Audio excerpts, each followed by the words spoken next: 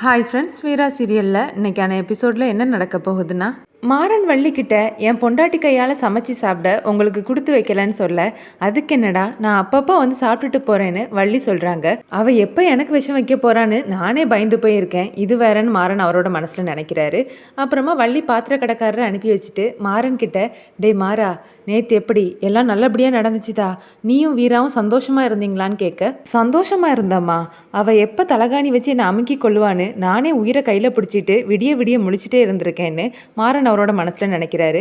என்னடா யோசிக்கிற, நினைச்சது மாதிரி சந்தோஷமா தானே இருந்தீங்கன்னு வள்ளி கேட்க, ஆமா ரொம்ப ரொம்ப சந்தோஷமா இருந்தோன்னு மாறன் சிரிக்கிறாரு. வள்ளி கடவுளுக்கு நன்றி சொல்றாங்க. அப்புறமா மாறன் கிட்ட, சீக்கிரமாவே ஒரு பொன் குழந்தையா பெத்து கொடுத்துருடா, இங்க பாருடா மாறா, எனக்கு அப்புறம் நம்ம வம்சத்துல பொன் குழந்தையே பிறக்கல, உனக்கு மட்டும் பொன் குழந்தை பிறந்துச்சுதுன்னா எப்படி இருக்கும், உன் அம்மாவே உனக்கு குழந்தையா பிறந்திருக்காங்கன்னு சொல்லி நான் சந்தோஷமா வளர்ப்பேன்டான்னு சொல்ல, அதுக்கு பேர் எதுவும் பார்த்து வச்சிருக்கியா அத்தன் மாறன் கேட்க, எதுக்குடா பேர் பார்க்கணும், உன் அம்மா பேரே வச்சிடலான்னு வள்ளி சொல்றாங்க. இதெல்லாம் நடந்தா நல்லா தான் இருக்கும்னு மாறன் அவரோட மனசுல நினைக்கிறாரு. அப்புறமா வள்ளி கிட்ட, வேற எதையும் நினைச்சிருக்கியா அத்தன்னு கேட்க, ஆமாடா, அந்த குழந்தைய உங்க அப்பா தூக்கி கொஞ்சிறத நான் பார்க்கணும், உன்கிட்ட காட்டாத அன்பு எல்லாத்தையும் அந்த குழந்தைகிட்ட காட்டுறத நான் பார்க்கணும்டான்னு சொல்றாங்க. மாறன் வள்ளியை பார்க்க, வள்ளி ஒரு குழந்தை இந்த வீட்டுக்கு வந்தாச்சுதுன்னா இந்த வீடு எப்படியெல்லாம் இருக்கும்னு சொல்லி யோசிச்சு பார்த்து சிரிக்கிறாங்க. மாறன் அவரோட மனசுல ரூம்ல என்ன நடக்குன்னு தெரியாம இந்த அத்தை வேற என்னென்னமோ கற்பனை பண்ணி துள்ளி குதிச்சுட்டு இருக்குதே, நான் என்ன பண்றதுக்குன்னு நினைக்கிறாரு. அப்புறமா வள்ளி, என்னடா பார்த்துட்டு இருக்க, இந்த பாத்திரம் எல்லாத்தையும் எடுத்துட்டு போய் சீக்கிரமா சமைங்க, நேரம் ஆகுதுலன்னு சொல்லி அனுப்பி வைக்க, மாறனை எல்லா பாத்திரத்தையும் எடுத்துட்டு ரூமுக்கு போறாரு. அங்க வீரா தூங்கிட்டு இருக்காங்க. என்ன தூங்க விடாம பண்ணிட்டு இப்போ நீ நல்லா தூங்குறியா, இப்போ என்ன செய்யறேன் பாருன்னு கையில இருக்கக்கூடிய பாத்திரத்தை வேணும்னே கீழே போடுறாரு. அந்த சத்தத்துல வீரா கண்ணை திறந்து பாக்குறாங்க. சாரி டார்லிங், உன்னை நான் பெட் காஃபியோட எழுப்பணும்னு நினைச்சேன், ஆனா பாத்திரம் கீழே விழுந்ததுல நீ கண் முழிச்சிட்ட. சரி இப்போ சொல்லு, உனக்கு டீ வேணுமா இல்ல காஃபி வேணுமான்னு கேக்குறாரு. ஆமா, நீ என்ன பாத்திரம் விற்க ஆரம்பிச்சிட்டியான்னு வீரா கேட்க, ஆமாம், ஒரே வேலையை பார்த்து ரொம்ப அழுத்து போயிடுச்சுது, அதனால புதுசாக பாத்திர கடை போடலான்னு இருக்கேன், நீ வேணா அக்கௌண்ட்ஸ் டிபார்ட்மெண்ட்டில் வந்து சேர்ந்துக்கிறியா, ஆளைப்பாரு, அதான் நம்ம வீட்டில் நம்மளை ஒதுக்கி வச்சுருக்காங்களே, அதனால நம்மளால் கிச்சனுக்கெல்லாம் போய் சமைக்க முடியாது, இங்கே கிச்சனை செட்டப் பண்ணி சமைச்சு சாப்பிட்டுக்கிட வேண்டியதான்னு மாறன் சொல்ல, பெட்ரூம்குள்ளே கிச்சனான்னு வீரா கேட்க, ஆமாம் வேற வழி இல்லை, எப்படியும் சமைச்சு சாப்பிட்டு தானே ஆகணும், ஆமாம் மதியத்துக்கு என்ன வாங்கிட்டு வர, சிக்கன் மட்டன் மீனுன்னு ஏதாவது வாங்கிட்டு வரேன், நீ சமைப்பியான்னு மாறன் கேட்க, நீ ஒரு ஆணியும் பிடுங்க வேண்டான்னு சொல்லிட்டு வீரா கீழே போகிறாங்க. வீரா கீழே இறங்கி வரும்போதே அவங்களோட பொட்டையும் தலையையும் களைச்சி விடுறாங்க. அப்புறமா வள்ளி வீரா கிட்ட வந்து பேசுகிறாங்க. வள்ளி வீராவை மேலேயும் கீழேயும் பார்த்து ரொம்ப சந்தோஷப்படுறாங்க. அப்புறம் வீரா, நீங்கள் ரெண்டு பேரும் சந்தோஷமாக தானே இருந்தீங்கன்னு கேட்க, போங்க வள்ளியம்மா, நீங்கள் போய் இதெல்லாம் கேட்டுட்டுன்னு வைக்கப்படுறது மாதிரி வீரா நடிக்கிறாங்க. அப்புறமா வள்ளி அங்கே இங்கேயும் சுற்றி பார்க்குறாங்க. என்னாச்சு வள்ளியம்மான்னு வீரா கேட்க, இல்லை இங்கே ஒரு ஆள் தன்னையே சிஐடியாக நினச்சிட்டு எங்கேயாவது இருந்து நம்ம என்ன செய்கிறோன்னு நோட்டம் விட்டுட்டே இருக்கோம், அந்த ஆளை தான் தேடிட்டு இருக்கேன்னு சொல்கிறாங்க. யார் வள்ளியம்மான்னு வீரா கேட்க, அதான் அந்த ராஜேஷோட அம்மா தான் சொல்கிறாங்க. அவங்கள விடுங்க வள்ளியம்மா, அவங்கள நான் பார்த்துக்கிறேன்னு வீரா சொல்ல, வள்ளி வீரா கிட்ட, நான் ஒன்று சொல்லுவேன் வீரா, நீ என்னை தப்பாக நினைக்காத, என்னதான் இருந்தாலும் கண்மணி உன்னோட அக்கா, அவள் மேலே இருக்கக்கூடிய பாசம் உனக்கு இருக்க தான் செய்யும், அந்த பாசத்தில் அவள் விரிக்கிற வலையில் நீ சிக்கிறாத வீரான்னு வள்ளி சொல்ல, வள்ளியம்மா என் மேலே நம்பிக்கை வைங்க, நான் பார்த்துக்கிறேன், கண்மணியையும் கூடிய சீக்கிரத்தில் திருத்தி அவளை ராகவன் மாமாவோட சேர்ந்து வாழ வைப்பேன்னு வீரா வாக்கு கொடுக்குறாங்க. அடுத்த சீனில் கிச்சனை காட்டுறாங்க. வீரா கிச்சனுக்கு வராங்க. அங்கே ஏற்கனவே கண்மணியும் பாக்கியமும் சமைச்சிட்டு நிற்கிறாங்க. வீரா பாக்கியத்துக்கிட்ட, அத்தை எனக்கும் சமைக்கணும், என் புருஷன் வேற ரொம்ப டயர்டாக இருக்காரு, நான் அவருக்கு காஃபி போட்டு கொடுக்கணும்னு வீரா சொல்ல, அதை கேட்டு கண்மணி டென்ஷன் ஆகுறாங்க. இங்கே பாருமா, ஒன்று அந்த பெரிய மனுஷன் இந்த கிச்சனுக்கெல்லாம் வரக்கூடாதுன்னு சொல்லியிருக்காருலான்னு பாக்கியம் சொல்ல, மாமா அப்படி தான் சொல்லுவார் அத்தை, அதெல்லாம் நான் பார்த்துக்கிறேன், ஒரு பேனர் ஃப்ரீயாக தானே இருக்குது, அதில் நான் காஃபி போட்டுக்கிறேன்னு சொல்லிட்டு வீரா காஃபி போட பாத்திரம் எடுக்க போகிறாங்க. உடனே கண்மணி அங்கே இருக்கக்கூடிய குக்கர் எடுத்து அந்த பேனரில் வைக்கிறாங்க.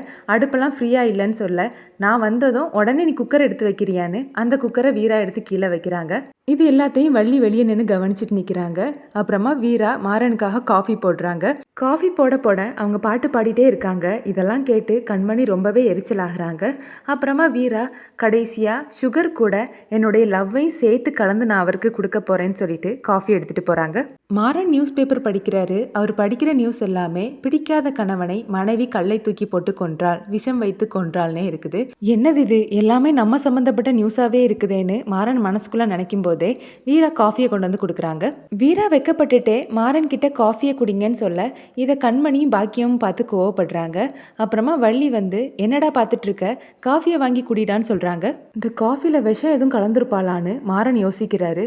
அப்புறமா நம்ம வீரா அப்படியெல்லாம் செய்ய மாட்டான்னு சொல்லி அந்த காஃபியை வாங்கிக்கிறாரு.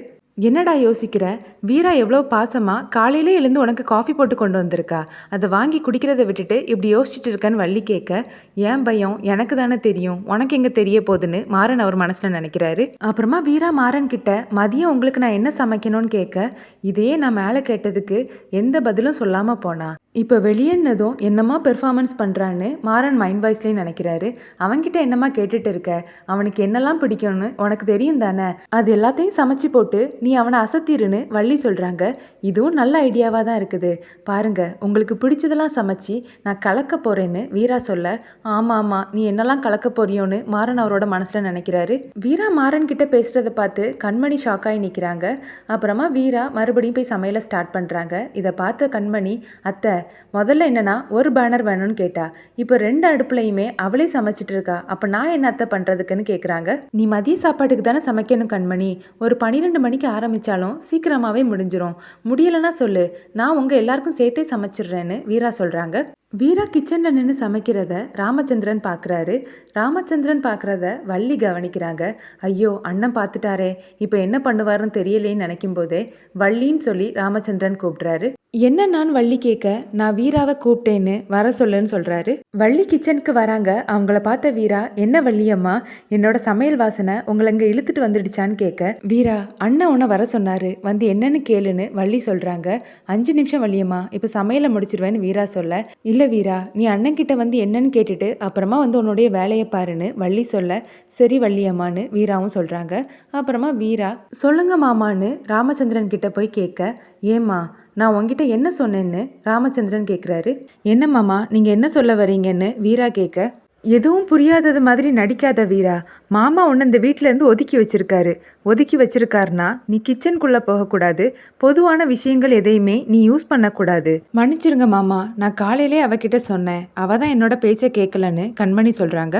என்னம்மா இதெல்லாம், அப்போ என்னோட பேச்சுக்கு மரியாதை இல்லையான்னு ராமச்சந்திரன் கேட்க, அப்படியெல்லாம் இல்லை மாமா, நீங்கள் வருத்தப்படக்கூடாதுன்னு தான் நான் இப்படி செஞ்சேன்னு வீரா சொல்கிறாங்க.